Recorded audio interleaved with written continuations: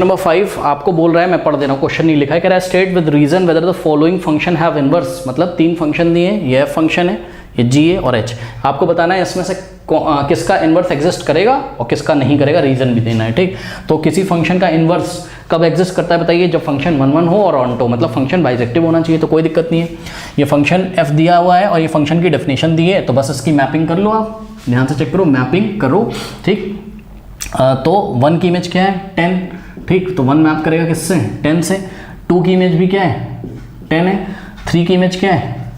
10 है, ठीक, और 4 की इमेज, अरे भाई ये तो बहुत गंदा फंक्शन है, मैनी 1 हो गया भाई, गंदा नहीं है यार,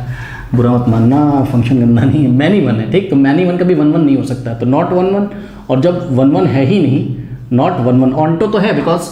दूसरे वाले जो अच्छा ऑनटो, हाँ ऑनटो तो है क्योंकि इसकी जो कोड डोमेन है उसमें एक ही एलिमेंट है और हर एक एलिमेंट जो है उसकी एक प्री इमेज यहाँ पर अवेलेबल, मतलब एक ही तो एलिमेंट है और उसकी प्री इमेज यहाँ पर है, हाँ। बट ये मैनी 1 है, तो मैनी 1 है, ठीक, बहुत सारे एलिमेंट्स की एक ही इमेज है, तो 1 1 नहीं है, जो 1 1 नहीं होगा, ठीक, तो बाइजेक्टिव तो हो ही नहीं सकता है, तो इसका इन्वर्स नहीं निकाला जा सकता है। इसी तरीके से पार्ट 2 देखिए, इसकी भी मैपिंग कर लो फटाफट, ठीक। तो जी फंक्शन कहाँ से कहाँ मैप कर रहा है, चेक करो, ये वाले सेट से ये वाले सेट पे 5 की इमेज 4 और 6 की इमेज स्टूडेंट्स 3, 7 की इमेज 4 और 8 की इमेज क्या हो गई 2। लेकिन एक ध्यान रहे आपको ये चीज़ रखनी है क्या कि ये पहला सेट है ना, सपोज इसको आपने A नाम दिया और इसको B, तो सेट A में 5 6 7 8 एलिमेंट है, तो आप इसको सेट A बोल सकते हो, यस। अब आप इसको सेट B बोल सकते हो क्या, अभी नहीं बोल सकते हो, क्योंकि ध्यान से चेक करिएगा जरा, 2 3 4 तो कवर हो गए, अच्छा 5 भी किससे मैप कर रहा है 4 से, ध्यान से चेक करो, 5 भी किससे मैप कर रहा है 4 से, ठीक, 5 भी 4 से, 7 भी 4 से, ठीक। तो सेट B आप इसको तब बोल सकते हो जब हर एक एलिमेंट B का यहाँ हो, यानी कि 1 2 3 4 सब हो, तो 2 3 4 आ गया, 1 को ऐसे ही लिख दो, ठीक बच्चों। अब ध्यान से चेक करो,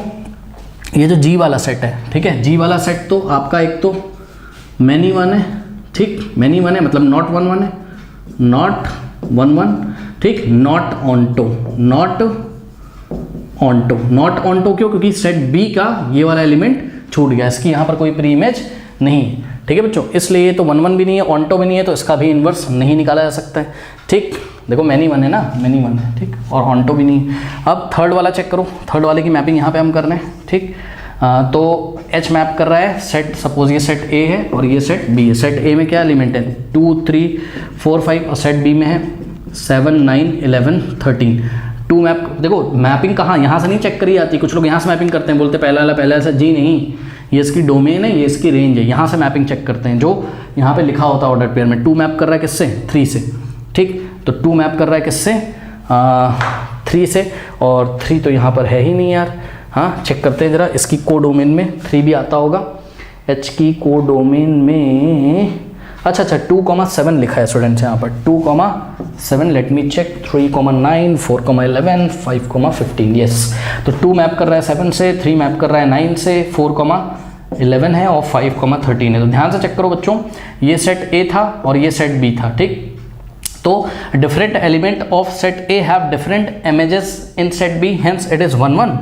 ये 1 1 हो गया। और चेक करो, every element of set B has the pre image in set A, hence it is onto. तो ये 1 1 भी है और ऑनटो भी है। जब आप एग्जाम में लिखोगे तो डेफिनेशन भी दोगे, जो मैंने बोली है अभी 1 1 और ऑनटो की, वीडियो रिवर्स करके देखो क्या बोला, लिखवाया भी आपको, ठीक है। तो 1 1 भी है, ऑनटो भी है, इसलिए ये क्या है बाइजेक्टिव है, और अगर कोई फंक्शन बाइजेक्टिव होता है तो उसका इन्वर्स एग्जिस्ट करता है, तो इसका इन्वर्स एग्जिस्ट करता है। और अगर आपको बोलते कि इसका इन्वर्स भी निकालो तो H inverse is equals to कैसे होता है, यहाँ से निकाल सकते हो आप, क्या हो जाता 7,2, ये क्या हो जाता 9,3, सारे ऑर्डर्ड पेयर पलट जाते हैं आपके, 11,4 और 13,5 ऐसा हो जाता, ठीक। और ये जो H होता ये मैप कहाँ से कहाँ करता, ये वाले सेट से ये वाले सेट पे, यानी कि 7, 9, 11, 13 से ये मैप करता 2, 3, 4, 5 पे। कर लीजिए।